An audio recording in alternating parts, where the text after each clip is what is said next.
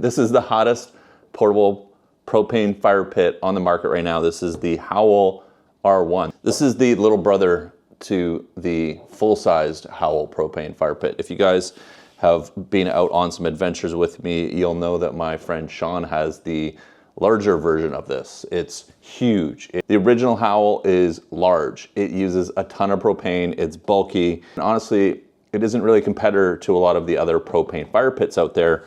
But this guy, the R1, comes in at way less cost, is way smaller. Look at it, it's even got foldable legs like that. And it's basically the size of a shoebox. So there's a few things that I want to explore with this today. First of all, what comes with it? What's the build quality like? Second, I want to test it out, see how hot it is. Is it comparable to, say, like the Ignit fire can, which I have one of those, so we'll break it out. And third, how much propane does this actually use? Like, how long can we run this on at a temperature that makes a difference when you're out camping? Now, I did a propane campfire showdown back in the fall. If you guys want to check that video out, I'll put it up in the corner. I hope I'm putting it in the right corner. And I compared several of the leading propane fire pits out there that were reasonably priced. I didn't actually compare the Howl propane fire pit because it was almost $2,000 Canadian. Now this guy is quite a bit cheaper. It doesn't have all the same, what do they call it? Burners, like afterburner system that the Howl has, but I think this was $359 US. I'll put the price right here, I can't remember. Now I'm in Canada, so I had this shipped to a broker and then delivered up here because Howl does not ship to Canada.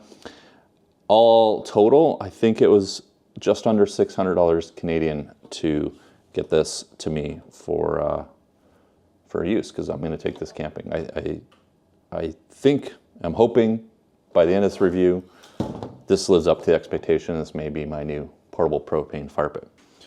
All right, so quick tour of the R1 now. So I showed you guys a minute ago. This arrives with its feet closed up, which is nice. It makes it a lot more compact for carrying around in your rig. Got some this rubber feet on the bottom for when it's sitting without its feet. I don't know, but easy to set up. Just unlatch the feet. There you go. I think we need to get rid of this safety tag now. This fire pit is UL listed approved, whatever that means, but sounds safer than not. So unlike its bigger brother, this only has one gas element, which is on the top here. You can see all the little holes coming out of this sheet.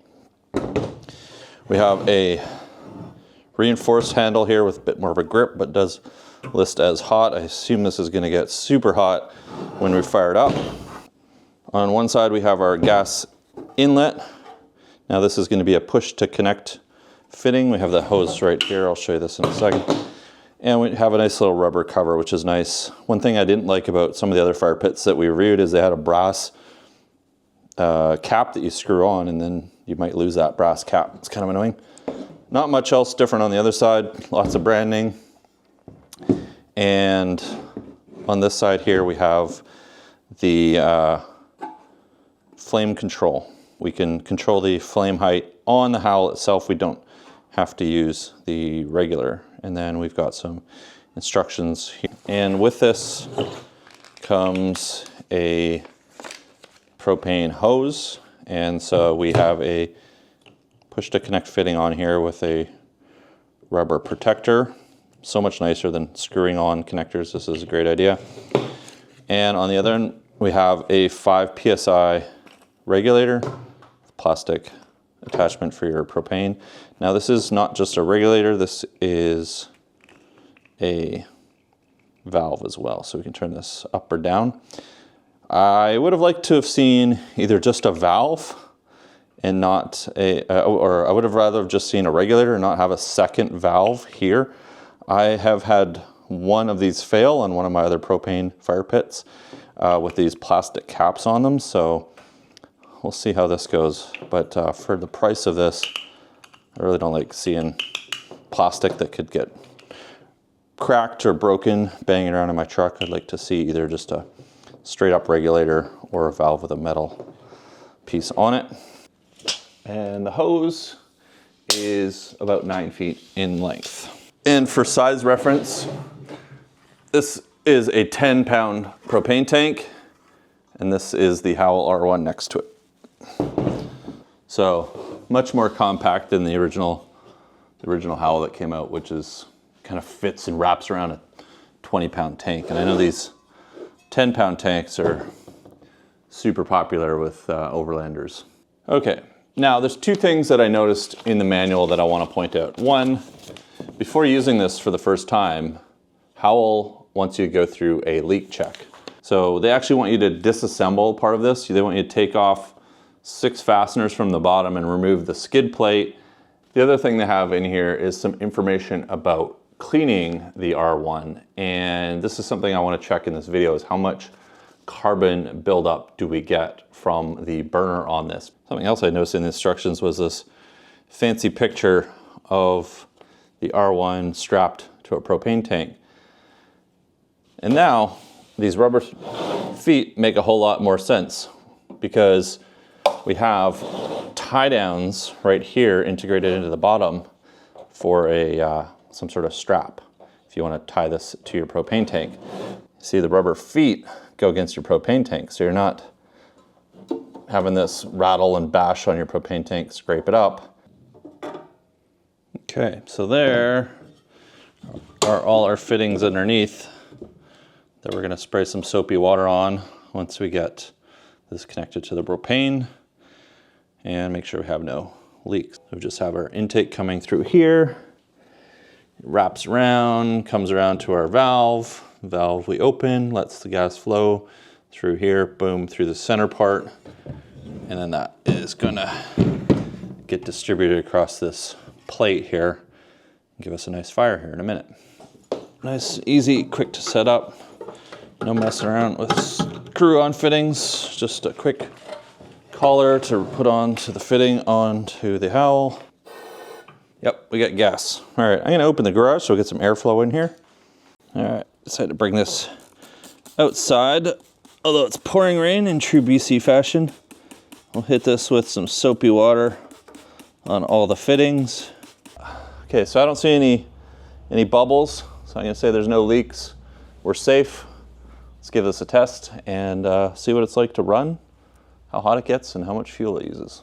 Now, those of you that have been watching my videos for quite a while know that when you see a brutally honest review title, you know that there is no partnerships, no sponsorships, nothing has been sent to me at all. However, in order to keep the channel going and have funds to be able to buy things like the Howl R1 to make videos, I do partner up with companies that have products that I think are worth telling you about. And this week's video is sponsored by our friends at OnX Off-Road. If you aren't using OnX Off-Road already, you can check out the link down in the description, the QR code up here in the corner right now, or in the pinned comment. You can download the app for free, get it on your phone, check it out. And if you want to subscribe to any of their paid, more premium tiers, you can use my discount code KC250. Now, OnX Off-Road is an app that you can add to your phone or tablet or access it through your web browser on your PC. It gives you access to all kinds of maps, points of interest, routes, shared routes from other people that have publicly posted them, as well as you can take your routes, save them, and share them with your friends, and you guys can go check out all your favorite cool locations. And if you're looking for a good camping spot to go have a fire, I would highly recommend checking out OnX Off-Road. And on the topic of fires, they have various different map layers that you can add to your app to show you different kinds of information, like, well, during the summertime, where are the forest fires? Where's the smoke going? And on top of that, you can even see whether or not you may have cell coverage in the area that you're going to. So if you haven't already, go download OnX Off-Road. Like I said, you can use this QR code, the link in the description, pin comment, check it out. And if you want to subscribe to one of the premium tiers, which also includes discounts to dozens of different products and companies out there in the off-road, overland, and camping space, you can use my code KC250 to save a few bucks on your subscription. And huge thanks to OnX Off-Road for always having my back and supporting the channel and allowing me to make great videos and reviews for you guys. It is pouring rain out, but you know, we need a bit of space around the R1 to light it. They recommend nothing combustible within 5 feet. So Demonator has lots of space, and you want 10 feet above it because I guess this is going to have a big giant flame. So let's give it a go. I'm going to grab a chair and see what it would be like to sit around this. I've started a timer. I want to see how long this will run on a 10-pounder at full tilt. Now, 10-pound is the smallest tank that Howl says in their manual that you can use with this, but you can use a larger tank. If we were sitting around this like a regular campfire, this is not too bad. See how warm this is right here. So it's about 41, 42 degrees Celsius at, I don't know, a foot and a half away, which is around 110 degrees, which I think is a comfortable amount of heat. Now, if you turn this down, you know, it's still noticeable. It's not like no fire. So especially if you had this inside a pop-up like Shauna had when we were out camping last time. This, I mean, that's going to be plenty of heat inside a pop-up tent outside. Definitely a drop in temperature at about a foot. We're about 35 degrees on my leg, which is about 93, 94 degrees Fahrenheit right here. Okay, let's get this back up to high because I want to see how long it's going to run. Oh yeah, that's pretty good. Okay, now by comparison, this is what I've been bringing with me. This is the Ignit fire can. You guys have probably seen this out there. A lot of similarities, push to connect connector, valve right on the firebox, but we can store our propane fire hose inside here. And there's another thing that I want to point out that I think makes a big difference with something like this versus the Howl. We can store everything in here, which is handy. So with the Ignit, we get this kind of regulator. It's actually not a valve, it's just a regulator. All metal, nothing to turn, no plastic on here to break. But a much shorter hose.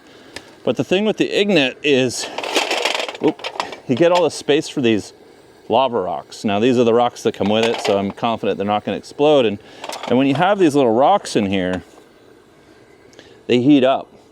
So your propane is not just heating you, but it's heating these rocks. And then they hold the heat in and radiate that out. And I've found this to be quite comfortably warm once it gets up and running and heated up than some of the other fire pits that we tested that don't have rocks. Downside is these take a long time to cool down, so when you want to pack this up, put it away, that's the downside. So if you want to see the Ignit fire can and the other propane fire pits that I tested, or just search for the Propane Fire Pit Showdown on the channel, you'll find it. Much as I love to hang out in the pouring rain and test the fires, I'm going to pause the stopwatch, move this over to the edge of my garage, and we'll have the fire outside, and then I can be dry. And we'll see how long this runs down on a 10-pounder. So before I move this inside, I was just about to pick this up, and I was wondering how hot is that handle actually, and how much is this going to be a pain to transport around. So if we laser dot the handle, it's about 125 plus degrees. So I think that is going to be too hot to hold. I mean, I could touch it. I think I could grab this and carry it around. But right here, right next to it, it's creeping up. And right here, we're at like 700. So right where that color changes here, that's where there's a huge jump in temperature, if you guys can see that on the screen here. About 190, and then we go to like 600 right next to it. But if you don't touch that, it's about 130 on the edge, and the handle is about 100, 110. So I think we could probably carry this without any kind of gloves. And then on the side, we've got fairly reasonable temperatures all around. It's just where you see the color changing, it skyrockets in temperature. Whew. All right, beautiful day for a garage campfire, I guess. So this is a freshly filled tank. I just filled it up, and we've got this cranked at high. So far we're at 12 minutes. I suppose there's a lot worse things I could be doing on a Sunday afternoon in the rain. So after about 45 minutes or so, I went to move this. I don't know, this says 80 degrees Fahrenheit, which shouldn't be that hot, but oof, I wouldn't want to touch that, so oof, that's really hot. Maybe my thermometer isn't working right. So that is absolutely cooking, but you know, it's showing it's pretty hot right here. So be careful with grabbing this handle after this has been on for a while. Like, it's not gonna burn your skin, but ooh, I couldn't pick that up. That's too hot to pick up.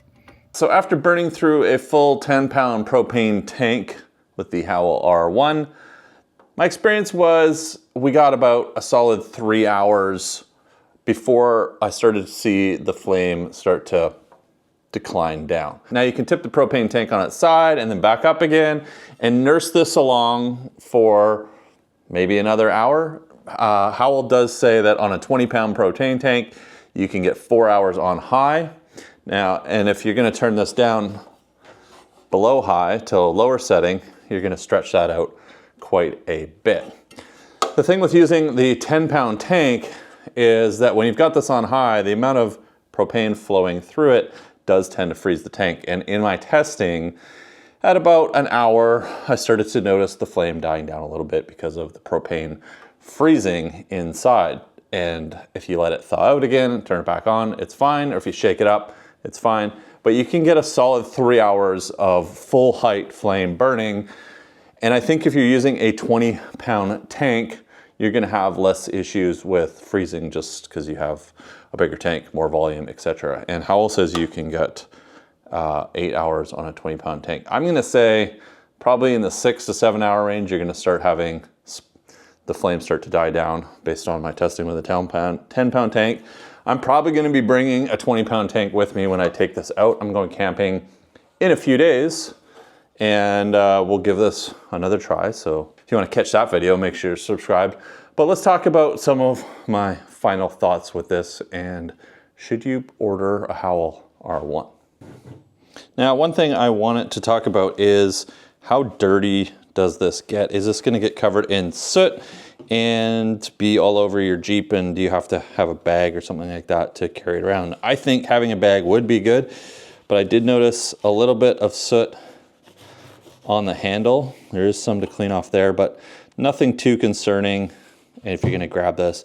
I did find that the handle does take quite a while to get hot, and so you can pick this up and move it around, but you can see all around the rest of the top, we've got soot all over when we get outside of the main area. So this area here in the center is where the flame is coming out, and that doesn't seem to get as gunked up, but around it does. So if you're going to be putting this away somewhere that it might be touching something you don't want black soot on, well, give it a quick wipe down with a paper towel before you do. Now inside, which I don't think there's, oh yeah, I guess we could clean this. Inside and underneath, there's going to be a lot more soot and carbon buildup, but you've got this guard on the top, which I guess also helps with wind, because when I had this outside in the wind, it really did I'd say a decent job at keeping the flame still bellowing up and not just getting carried away and blown off the top of this. And I did have this out in quite a bit of wind. And it looks like we can clean this. So we can take all these hex bolts off. You got to get into these ones here, which aren't as accessible. There's one here on the side. We could pull this off and we could give the actual burner a wipe down, because that's like that, it's super gunky. And over time, this is going to build up. So you're going to have to do some cleaning and maintenance on this. The last thing that is going to influence your buying decision is going to be price. The Howl R1, while way cheaper than the original Howl, is still a pricey fire pit. It's a nice size, nice and compact, really well built, so I can't fault them on that. And I would say that if you're comparing this to, say, something like the tripod torch, which is $75 US cheaper than the Howl, I'm not understanding how the tripod torch charges anywhere near what Howl is charging. But when we're comparing it to something like the Ignit Fire Can, I think that for me, the cost up here, as I mentioned, this was almost $600 Canadian to get up here. Only a small part of that was actually taxes and shipping. The Ignit Fire Can is less than half the price. It's under $250 Canadian. I think the Ignit Fire Can is better bang for your buck, but this is really cool. And if you want a cool, no pun intended, fire pit for taking camping, that is really well built, puts out a good flame, it has a pretty good duration of use with a 10 or 20 pound propane tank. You can pay the overland tax and get the most fancy portable fire pit out there and grab a Howl. I'm undecided which one that I want to keep in my Jeep, but I'm going to bring the Howl out for a little while and really do some more comparisons, because I know other people have Ignit Fire Cans that bring them out with me. I want to do some more side-by-sides. But do you want something that looks like an ammo box and you want to save a few bucks, or do you want the coolest, hottest propane fire pit on the market? You can pick up a Howl R1. Well, if you can. They are back ordered for quite a while, and they just put out an email saying that their prices may be going up due to material costs and other things going on that I'm not going to get into. With that said, guys, I will put a link down in the description if you want to check out a Howl R1 or an Ignit Fire Can. You can go watch the videos. I'll put them up in the corner of my propane fire pit test I did back in the fall if you want to check out some of the other propane fire pits that I tested. And I'll leave you guys with a quick ask and favor. I am trying to hit 100,000 subscribers, and we're getting super close, and we kind of have to play the game with the YouTube algorithm.